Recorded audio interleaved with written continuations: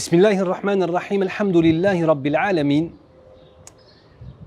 Aujourd'hui, ce que nous allons faire ensemble, c'est essayer d'avoir une vision un peu globale de ce qu'on appelle les adorations principales de l'islam. Et on va parler des 5 piliers de l'islam, en prenant un petit peu de temps sur chacun d'entre eux, Inch'Allah ta'ala. Le premier pilier de l'islam est ce qu'on appelle shahadatan, c'est-à-dire les 2 attestations de foi. On va voir un petit peu dans le détail par la suite ce que cela signifie, ne vous inquiétez pas. Le deuxième, c'est salah, c'est-à-dire la prière. Le troisième, c'est zakah, c'est-à-dire l'aumône purificatrice des biens. Le quatrième, c'est le sawm de Ramadan, c'est-à-dire le jeûne du mois de Ramadan. Et le cinquième, c'est hajjul bayt, c'est-à-dire le fait d'aller faire le grand pèlerinage. On va rembobiner un petit peu, on va partir au premier. Le premier, c'est shahada, c'est-à-dire la shahada, c'est le fait de dire ashhadu an la ilaha illallah wa ashhadu anna muhammadan abduhu wa rasuluhu sallallahu alayhi wa sallam.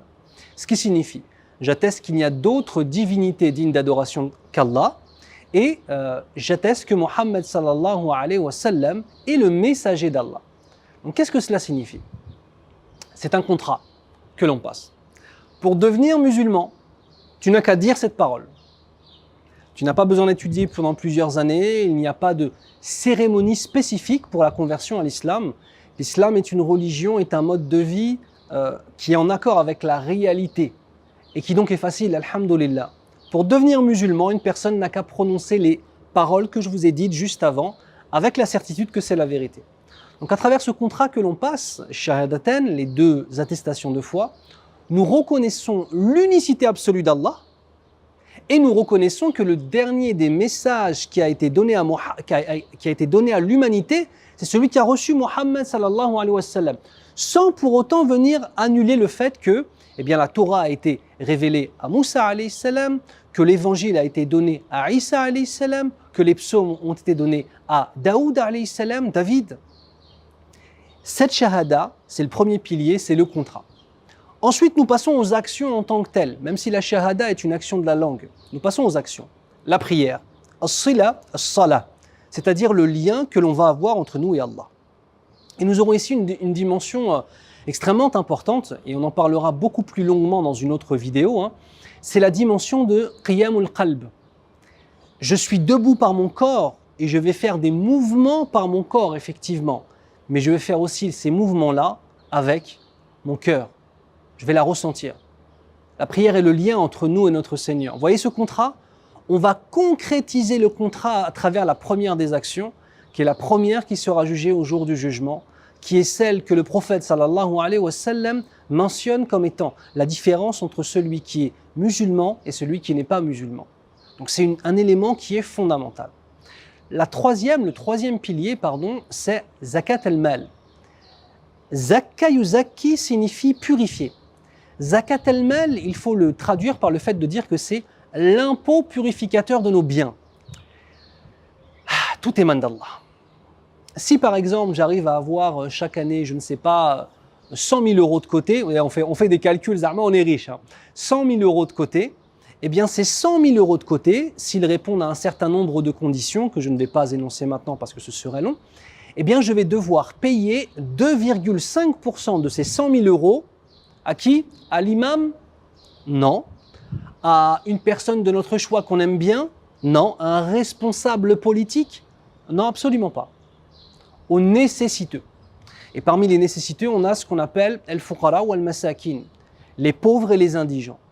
En fait, Allah Azza wa Jal nous donne 100% des biens et on ne va faire que redistribuer 2,5%. Ça signifie qu'on va garder avec nous 97,5% de ce qu'Allah Azza wa Jal nous a donné par sa miséricorde et sa générosité.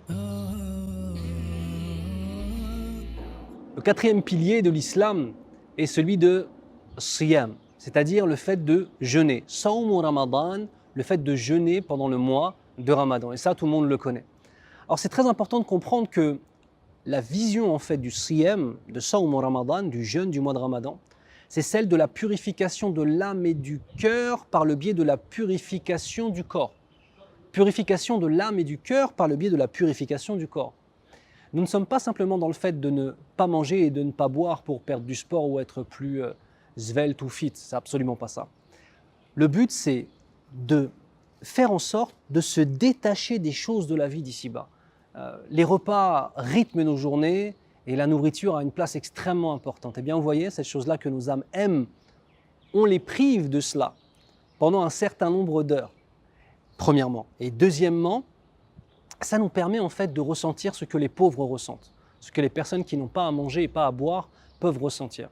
Et cela développe une véritable empathie, une véritable solidarité.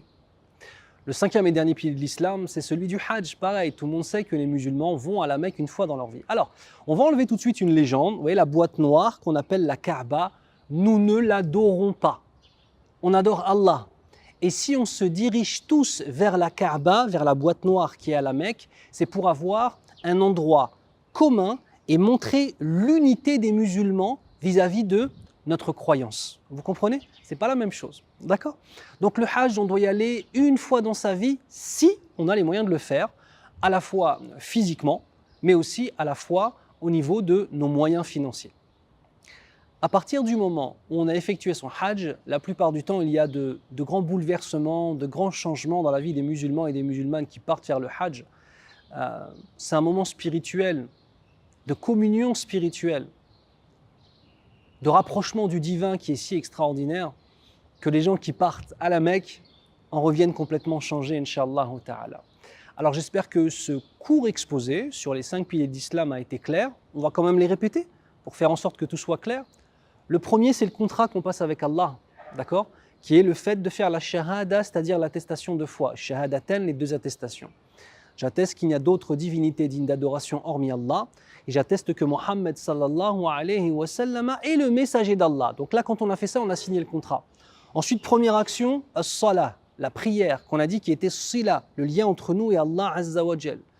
Le troisième des piliers, c'est la dimension non pas simplement personnelle de l'adoration, mais c'est la dimension ijtima'iyya, c'est-à-dire globale et sociétale, la solidarité pour aider son prochain. C'est ce qu'on appelle az-zakah, zakatul mal, l'impôt purificateur des biens, si on a les moyens de le faire, bien évidemment.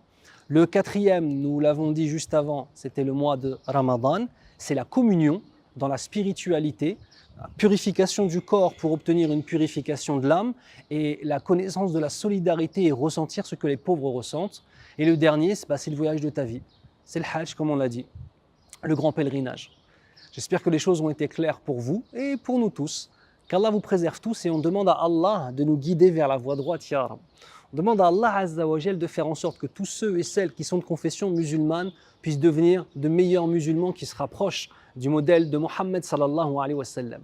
Et on demande à Allah Azza wa Jal de faire en sorte que toutes les personnes qui ne sont pas de confession musulmane puissent voir leur poitrine s'ouvrir au message de l'islam, s'ouvrir à l'exemple du prophète sallallahu alayhi wa sallam et à la lumière divine du Coran qui rentrera dans vos poitrines, Inch'Allah. Je demande pour nous tous la guider, Ya Rabbal Alamin. Wassalamu alaikum wa rahmatullah. À bientôt, Inch'Allah.